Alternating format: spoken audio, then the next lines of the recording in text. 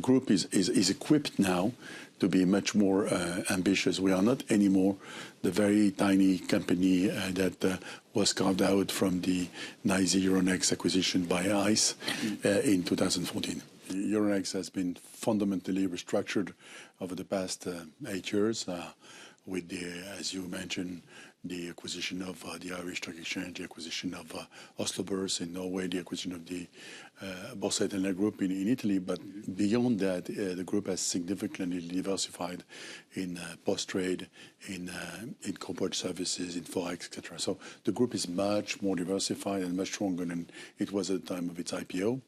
And what we are going to try and do, and that is to grow significantly our ambition in terms of organic growth. That's what will be part of the strategic plan we will release on the 8th of November, because really now we are the backbone of the capital market union. To grow in post-trade, in particular in the CSD world, and to offer more integrated services to our clients that again go beyond the traditional exchange operations. Last time we spoke, you told me one of your concerns with EU policy was on merger policy in particular, and that Europe needed to perhaps think a bit bigger when it was considering kind of corporate tie-ups. Why is that so important to you as a company? Well, first, it seems that there are good news. I mean, we are in a process where, if you look at the language of the Letta report, the language of the Draghi report, the mandate letter or the lettre de mission that Mrs. von der Leyen issued to her commissioners, it's clear that there is a switch towards competitiveness and strategic autonomy, which means a way forward to revisit some of the aspects or the features of the concentration regulations. In a new environment, in a world where China has appeared, and China was not around in 1957, in a world where global competition is more around, maybe the balance between happy customer and strong producers is to be revisited. And I think that that's extremely encouraging. In any event, it's clear that Europe needs to operate and to have decision centers in Europe in all the chain, in all the segments of the financial sector, clearly. And the only way to get scale is to consolidate. And that's why I'm a strong believer that Europe must be equipped now to facilitate consolidation of market infrastructures, of global banks, of asset managers, while at the same time being able to monitor that those enlarged players behave in a way that is consistent with consumers' protections. The world is a better place with Boeing and Airbus than if we had only Boeing.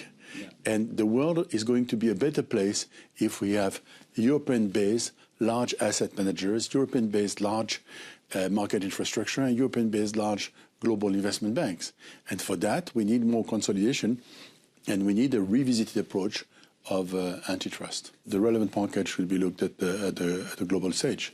The real competition, I'm not suggesting that this is a deal that should take place in any way whatsoever. I'm just saying that in the world of today, the battles for derivatives is not Deutsche Börse against Euronext. It's Deutsche Börse, Euronext, ICE, CME, CBOE, etc. There are various ways of implementing cross-border deals.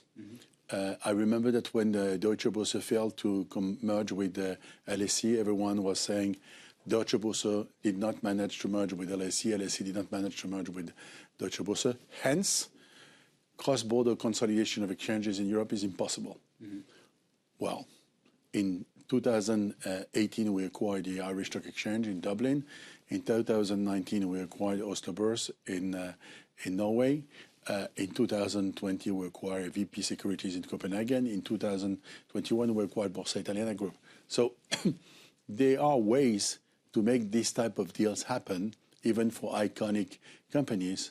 And the recipe is respect and transparency, and also to make sure that everyone feels at home in the combined group.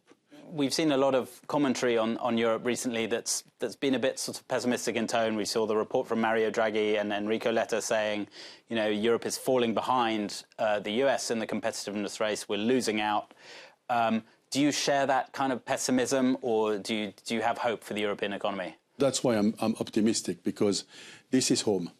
This is not, I have no other place than Europe, and I have no other future than making it a better place, and I have no other option than to build stronger organizations, and I have no better story or future than fixing what needs to be fixed, whatever it is. Now, for the ones who believe that it's too complicated, that we fall behind, too bad. They should have been born in Australia.